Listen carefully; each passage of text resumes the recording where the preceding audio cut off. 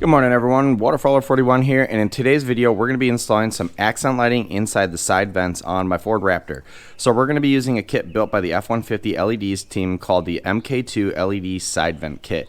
Now essentially what this kit includes is some LED strips that'll adhere inside the vents, giving you some nice subtle backlighting inside the vent itself. So they have a whole bunch of LED options, a lot of custom made kits for Ford F-150s, Ford Broncos.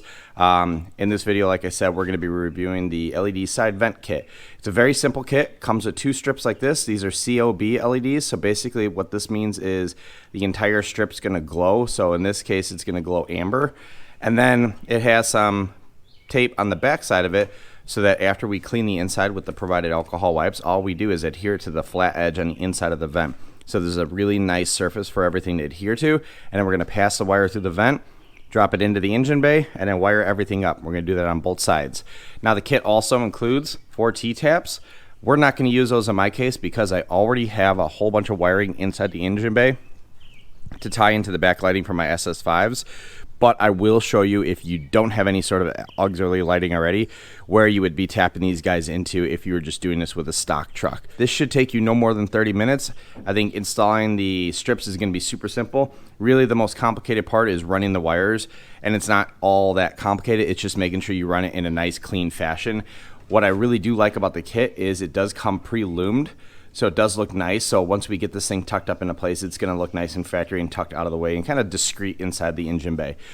All right, so let's dive into the installation. So after you clean everything with the provided alcohol wipes, let everything dry and then start planning out your wire run path. So basically what's going to happen is once you install the LED strip, which again just is using adhesive to the back of the vent, you're going to pop the wire for the LED through the bottom vent hole. So all of these are open to the engine bay. You're just going to run that wire through here. And then what we're going to do is run it through the fender. And it's going to run up, around, over the radiator. And then it's going to connect to everything right here. So even if your truck was factory and you don't have ambient lights and a switch here, you would be plugging into this wire right here. So you can see there's a blue wire and then there's a black wire. That is the wire for your marker lights, or the harness for your marker lights. The blue is your positive and the black is your negative. So the kit comes with 4 T-taps. You'd be T-tapping all the red wires into the blue, and you'd be T-tapping all the black ground wires into the black, if that's how you wanted to run the wires. What's cool about this kit is you can run it a billion different ways. So that's if you want to tie the lights in so they automatically come on with the marker lights, which I think is the best way to do it. The other alternative is if you want to tie it into your turn signals, you could wire up a relay system so that when the turn signals come on, it then turns on your fender flares or your fender vent lights. A little bit more complicated, but would look pretty cool because again, once you turn the turn signal on, then these things would flash. The other option is, because we have a Raptor, and this would work for Tremors as well, although the kit's a little bit different, you can tie the vent light kit into one of the aux switches. So if you have an open aux switch, all your hot wires are right down in this little cavity here. You could tie both of the positive wires for the vents or vent lights into the switch, so that if you ever wanted to turn it off for whatever reason, you can with one of the switches on the inside of the cab.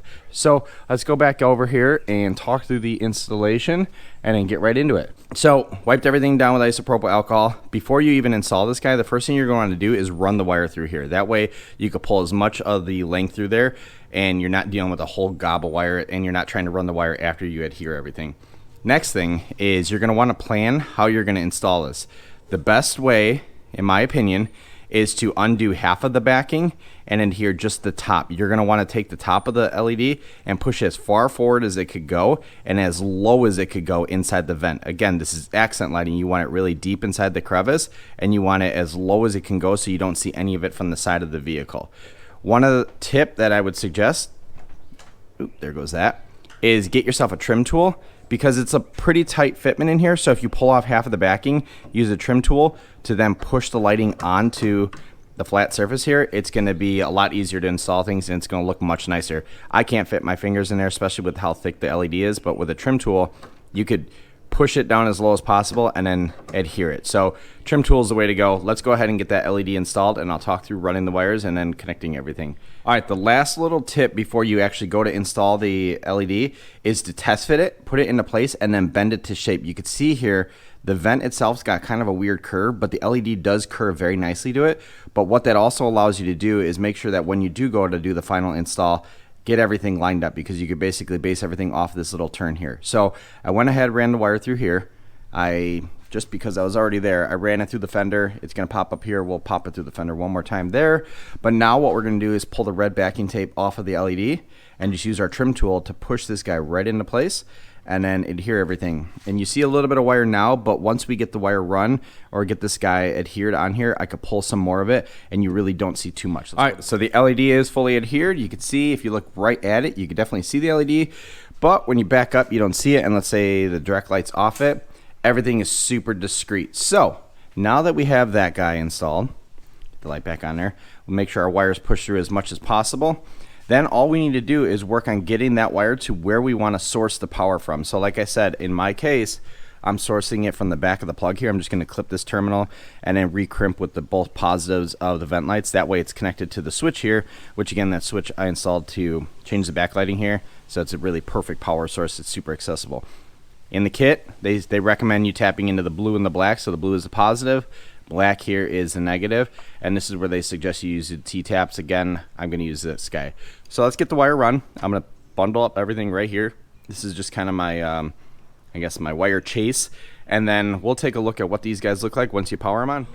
All right, so the wiring is done. Just a quick recap. We have our vent lights, and I ran the power wire for each side, or the, I guess, both wires for each side inside the fender up until the top of the headlight. You can see it pops out here.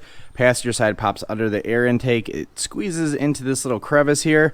I then run it underneath this little bracket here because I wanted to hide the wires as much as possible. And then this is where it ties in with the passenger side. Passenger side takes the same route. So it comes through the fender, pops up over the headlight, drops down, covers over the radiator. Everything connects right here. So the red and the black connect here. And then I tie the red into my DRL harness so that it's going to operate with these lights.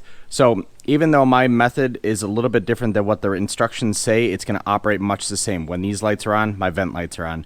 Then I took my ground, connected those, and I ran it right here. This is an 8mm screw. This is a perfect ground for running these lights. So let's go ahead and turn on the accessories.